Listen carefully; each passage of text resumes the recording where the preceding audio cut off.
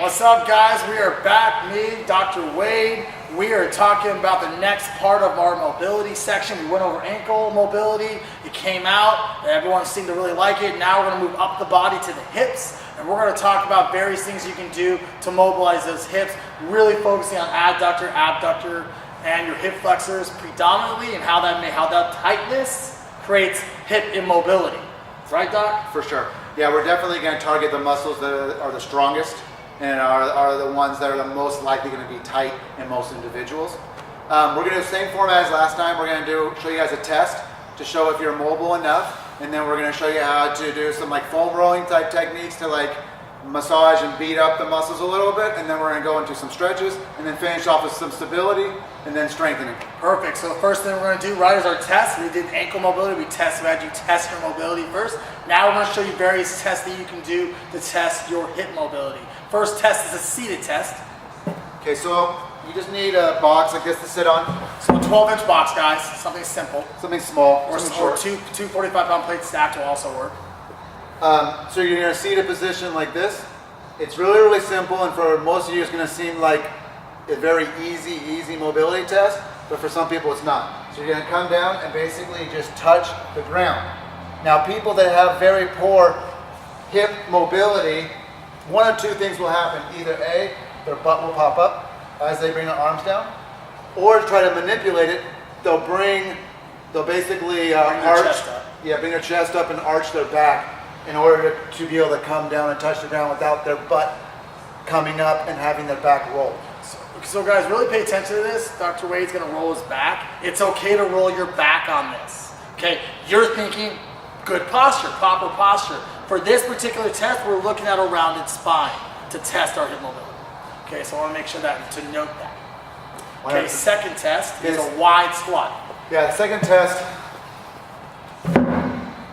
you're going to go really wide. You're going to go wide as if you're doing like a sumo high lift pull.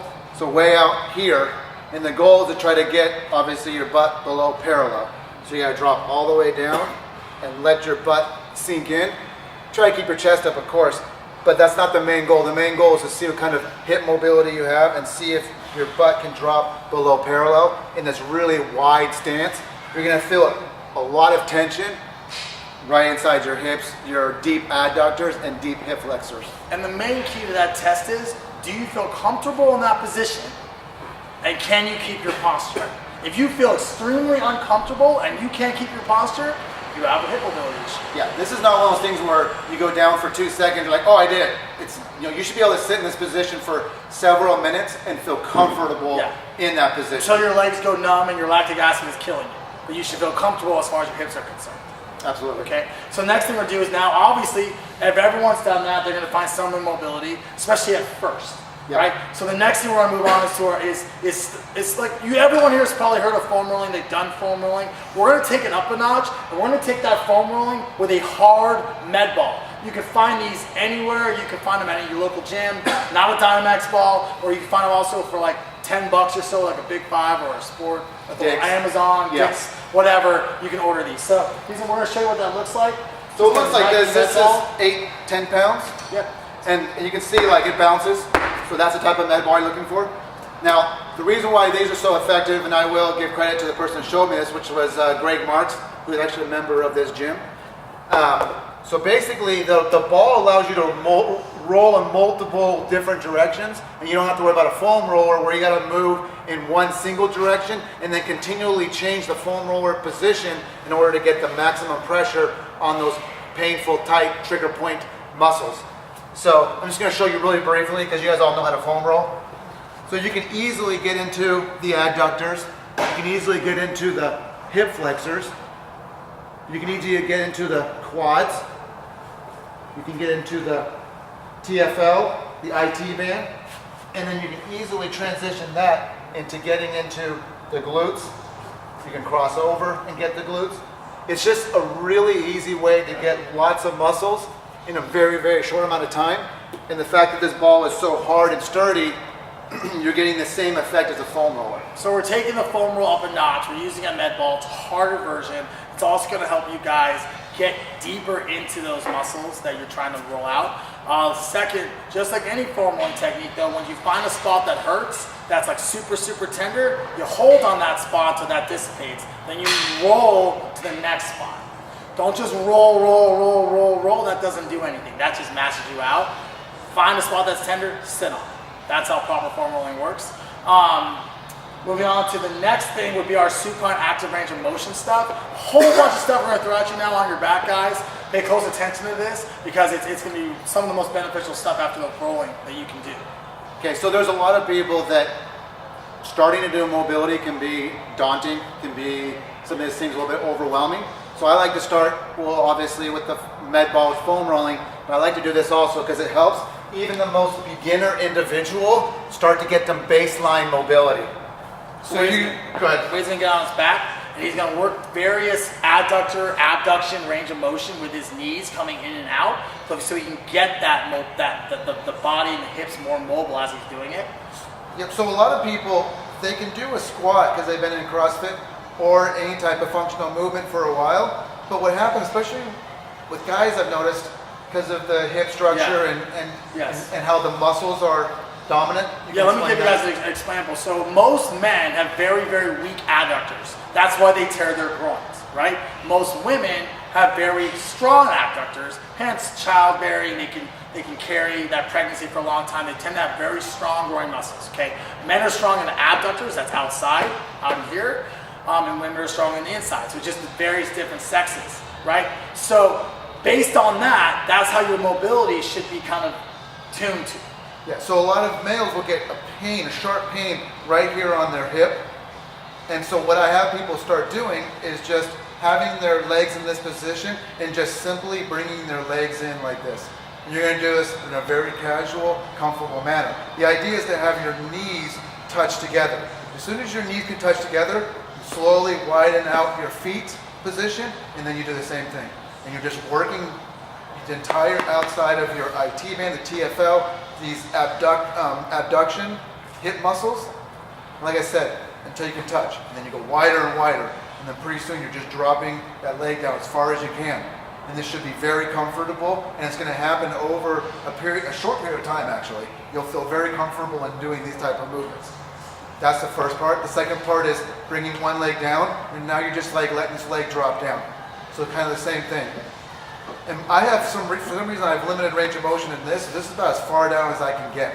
And once I get to my full range of motion, then I start to incorporate a full range of motion, where I'm taking this thing through, I guess, a circumduction type range of motion, and I'm going, clockwise, counterclockwise, and I'm just trying to get this hip completely loosened up and lubricated, and to the point where you feel like you can start really getting some stretches in, and it won't be too overwhelming or too daunting at the beginning. So you're essentially doing a form of twisting, guys, but you're eliminating your low back. Standing up and doing that same form of twisting can actually hurt the low back for some people that are very sensitive in their hips. Because their hips are out, their backs go out. Hips are combined to the back. That's actually the reason why most people's low backs go out, because their hips are super immobile, and that they go out of place, which causes the back to go out of place. 100%. So this is how you're going to fix your low back issues too, guys.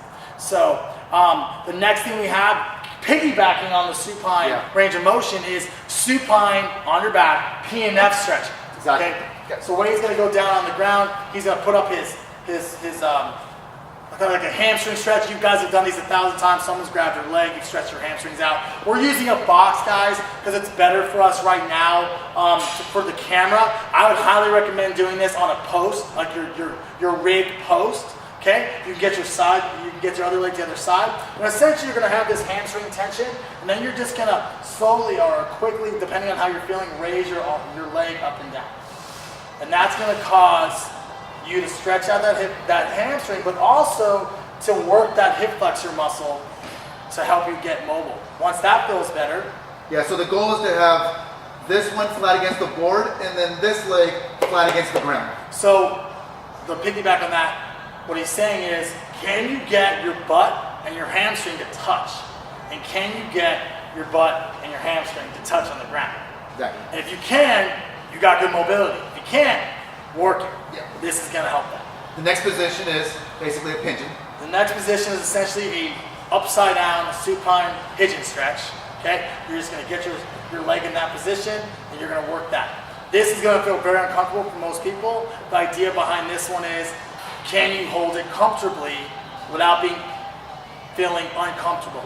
Once you can hold that position, you did the exact same thing, working your hip to the ground. And you might even start like with your foot up here or up like this, but obviously you want to work it down until it's nice and close as you can to this other leg. And then the last one. Sorry, we'll move this box a little bit. Last one is now you're gonna do like a traditional hip stretch. Get that knee to your chest, get that heel against the box or the post, and do the exact same PNF stretch that you did earlier. So there's 3 methods, guys: hamstring, leg extended, pigeon stretch, and then like a traditional hip flexor stretch, pulling that knee to the chest. Yep. Okay.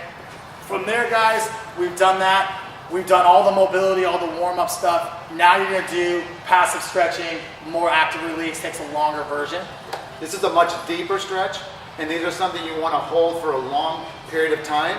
You can literally sit in these positions for several minutes, 2 minutes to 5 minutes, to really as long as you want, because it's going to be a slow stretch, but it's going to be more of a permanent stretch. The PNF, the other one is, the first one's more of a mobility, this one's, the PNF is a little bit more of a neurological thing, and then this one is just straight, getting as deep a stretch as you possibly can. So once again, you guys are going to notice this stretch. This is not something that is too unfamiliar. Very common in most gyms. You'll see people doing this. So the first thing you want to do, First thing he's going to do is get his hamstrings lined up. Now, he should be able to hold this position for a long time. Okay? The idea is, can I hold for a while? Then can I bring my knees down comfortably? Okay? If that becomes really tough, you need to hold this position. But the idea is, can I feel comfortable like this for a long period of time? Can I feel comfortable extended for a long period of time? Once I can do that, my adductors are strong or they feel mobile, I can widen my legs. and you can also go a little bit deeper and deeper and deeper. So once you can get deeper and narrow, you just gradually work your legs wider and wider and wider and wider until you're comfortable in any position on the wall. You should be able to hold it and breathe and just have a conversation. And you can see I'm going to go wider every single time. But every one of these steps, you have to feel comfortable. You got to feel comfortable here. You got to feel comfortable here. You got to feel comfortable here. And all the way down. And if this feels completely comfortable, straighten them out, go wider. And you just do the same thing. And what you're doing is you're stretching it out from your knee all the way down to your groin. You're getting all of these major muscles and your hip flexors to loosen up. And once you get those loosened up, guys, you've done just about everything you need to do for hip mobility. The last thing is stability and strength. Okay? So we're going to do a couple of stability things to show you. So I just have like a bunch of 10-pound bumper plates. plates. And the reason why I'm using 10 pounds is they're thin and you can stack as many high as you want. So guys, if you're in like a CrossFit gym, 10-pound bumpers are pretty common. If you're in like a global gym anywhere, then just grab some, usually 25-pound plates or 35-pound plates will be around. So the goal is to, it looks very simple. The ball is a little bit unstable, which is good, and it squishes down a little bit too. So it's not like sitting on a very firm surface, but it's also not being suspended in air for a long period of time.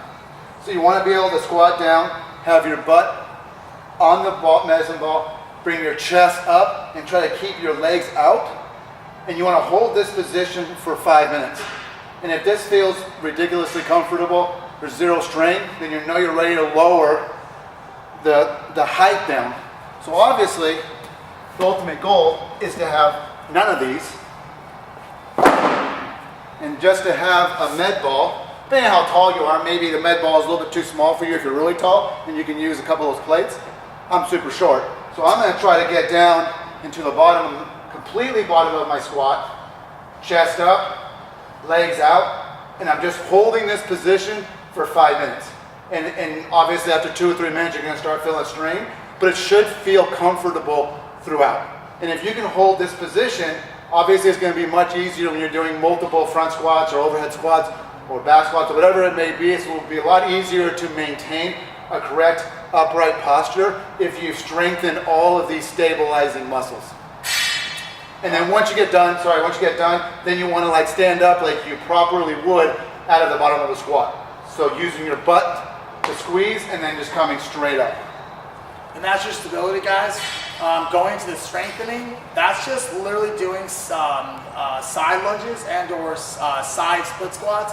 So a regular split squat is obviously in place stationary lunge where you drive, sink the hips straight down and come up. Side lunges are when you're here, you get into the position here and you press out and come forward and back. I make a lot of athletes start with maybe a med ball, pressing out, forward and back, and then barbell on their back, doing the split squat, and then once they get really strong, stepping into that side lunge, okay? And that'll give you more strength in the adductors so you can do all of this stuff better, especially athletes, not CrossFitters, guys, football players, soccer players, any sport that requires cutting, any sport that requires, even water polo, egg beating, okay? Any sport that requires your hips, which is almost all of them, you need this mobility. Okay, you need to strengthen your adductors significantly, especially if you're boys. And I want to add to that and say if this is especially beneficial if you're an aging individual, male or female. I'm in my 40s now, and just doing mobility every single day makes you feel younger, makes you feel more healthy, it allows you to go out with your kids and do activities with them and not be super sore and not be as worried about tearing or injuring yourself because you have proper mobility. There's nothing that's going to extend your life out more than to have proper mobility. And luckily these functional movements contribute to that. But doing this aside from just the functional movements will extend your life out and make you so much stronger, healthier, and like I said, do the things you want to do. Guys, you got ankle mobility, you got hip mobility. We're going to come back with a couple more mobility sections as we move up the body. We'll see you next time.